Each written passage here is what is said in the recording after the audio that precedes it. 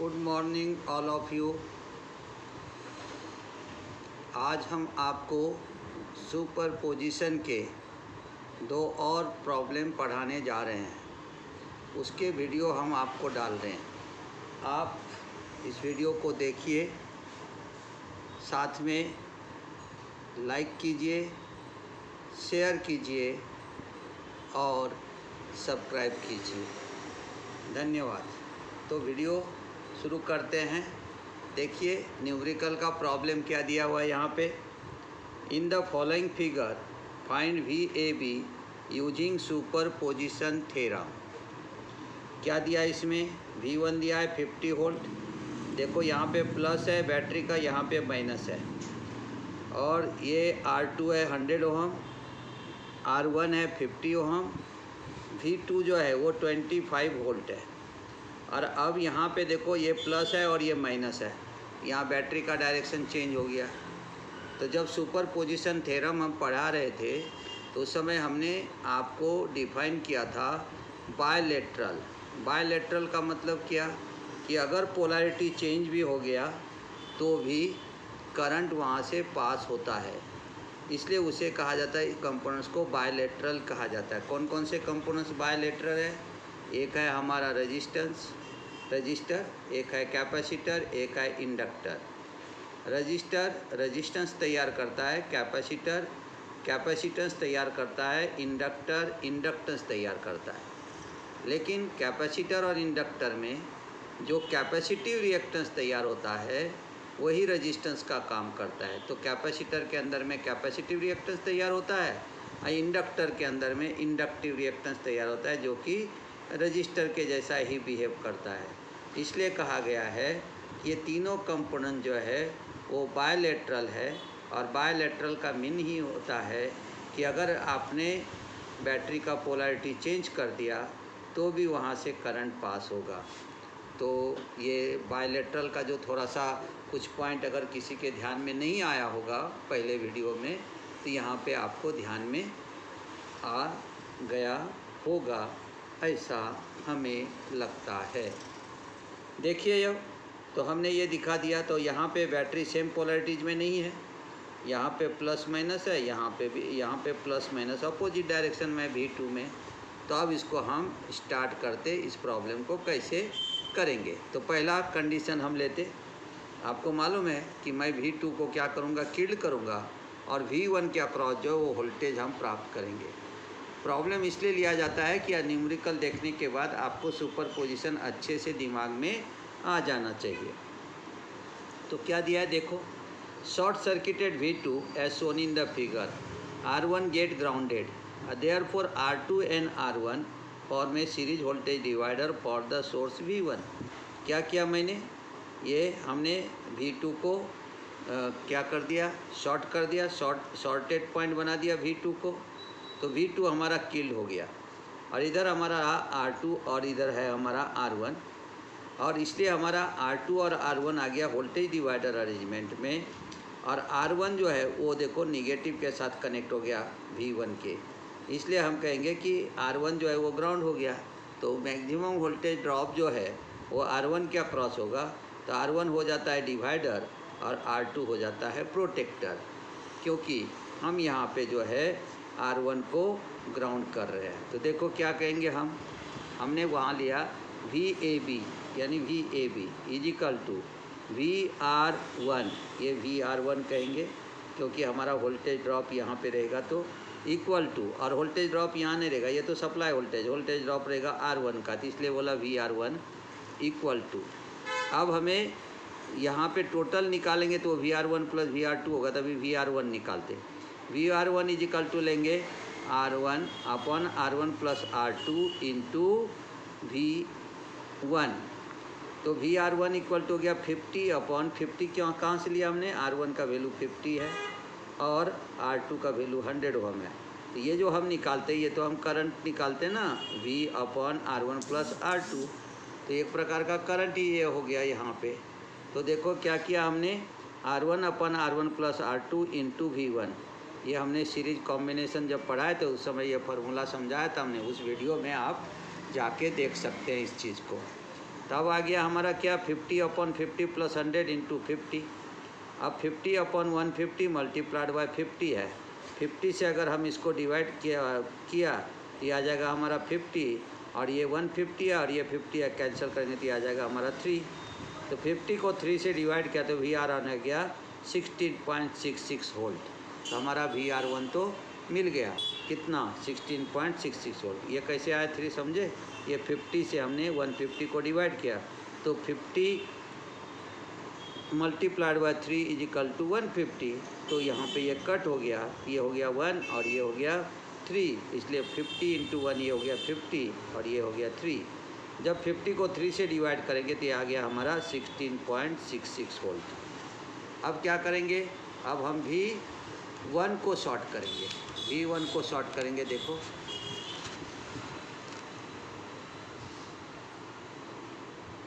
अब हम V1 को शॉर्ट करेंगे। Now short the V1 as shown in the figure. R2 get grounded. R1 and R2 form the series voltage divider for the source voltage. अब किसके लिए करेगा? V1 के लिए नहीं, V2 के लिए। किसके लिए सोर्स वोल्टेज तैयार किया उसने? V2 के लिए। अब देखो यहाँ पे क्या हो गया, ये हमने इसको शॉर्ट कर दिया। शॉर्ट कर दिया तो ये हो गया, इसका इंटरनल रेजिस्टेंस हो जाता है 0 ओम। इंटरनल रेजिस्टेंस 0 हो गया, इसका मतलब क्या हो गया? ये किल्ड हो गया। एक वायर के जैसा ये काम करता है।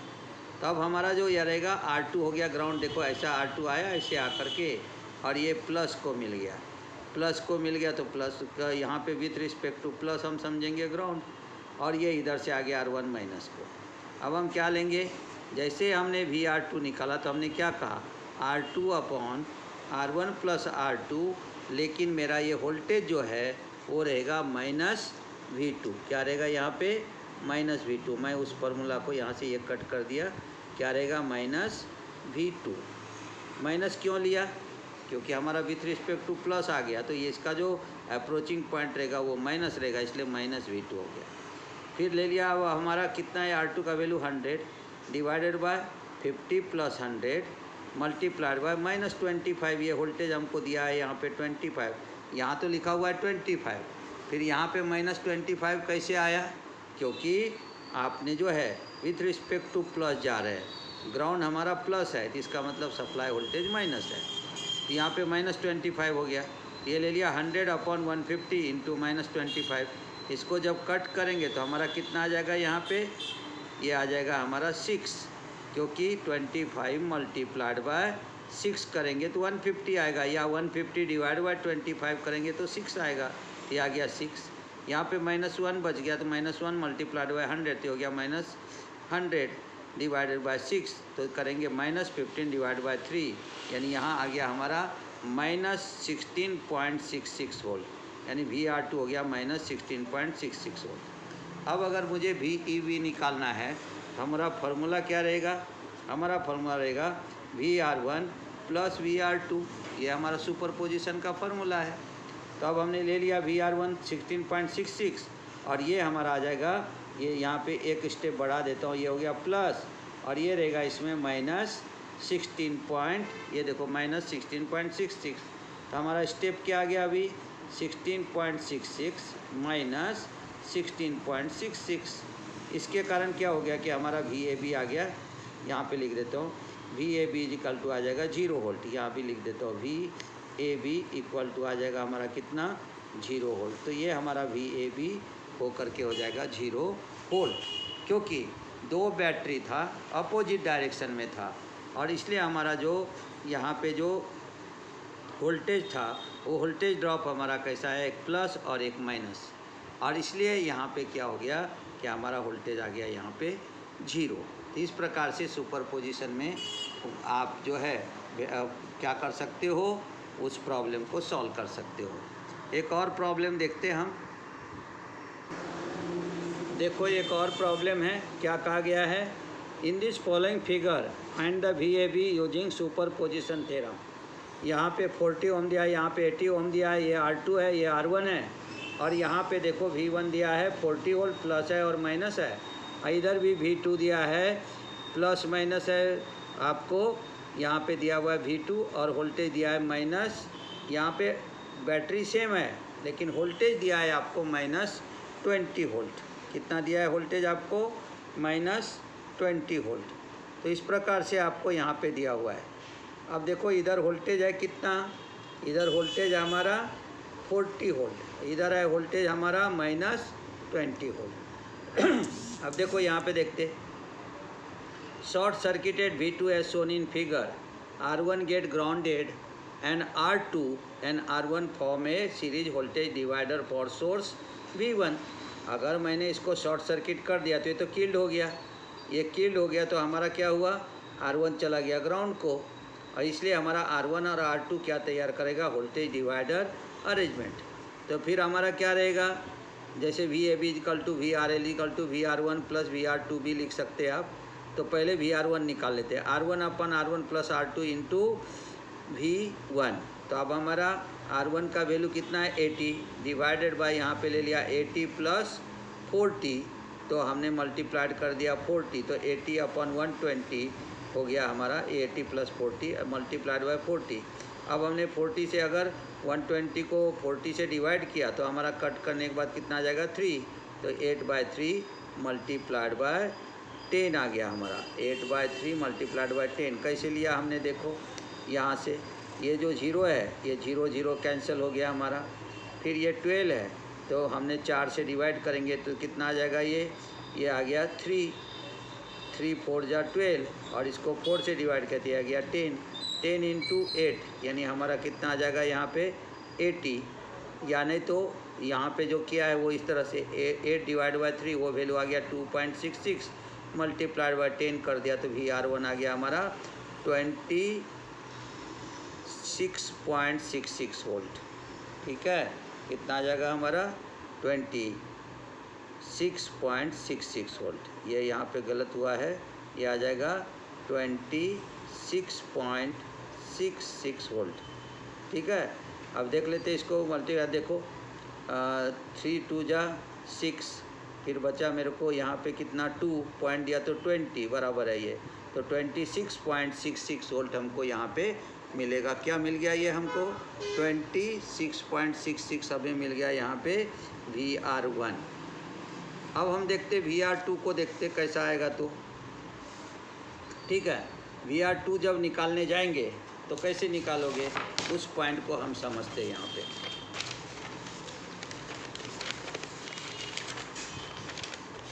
पहले आप डायग्राम समझ लीजिए, उसके बाद में देखते हैं हम। अब आपको यहाँ पे दिया हुआ है डायग्राम, देखिए इधर, इस डायग्राम को समझिए। अब इसमें क्या किया उन्होंने? V1 को ग्राउंड कर दिया, V1 को ग्राउंड कर दिया, तो V1 हमारा कितने वोल्ट का है? 40 वोल्ट का। V1 कितने वोल्ट का है हमारा? 40 वोल्ट का। और यहाँ पे R2 जो है वो है 100 ओम का, नहीं, R2 है हमारा कितना? 40 ओम का। R2 आ जाएगा हमारा 40 ओम। उसके बाद चलो R1 जो है वो कितने का है हमारा? वो है हमारा 80 ओम का। देखो यहाँ पे जो चेंजेस किया वो ध्यान देना, 80 ओम का है। तो अब क्या हो जाएगा हमारा? और V2 हमारा कितना है? -20 वोल्ट। V2 है हमारा -20 वोल्ट, और V1 है हमारा 40 वोल्ट। अब V1 को हमने शॉर्ट कर दिया, तो ये शॉर्टेड पॉइंट आ गया V1। ये V1 शॉर्टेड पॉइंट आ गया, तो इसका वोल्टेज डिवाइडर मेरा अरेंजमेंट कैसा बन गया? अभी R2 जो है वो हमारा ग्राउंड को चला गया, इसलिए हमारा कैसा आ जाएगा? वोल्टेज ड्रॉप हम R2 का निकालेंगे। तो पहले हमने VR1 निकाला था, अब देखो हम निकाल रहे हैं VR2।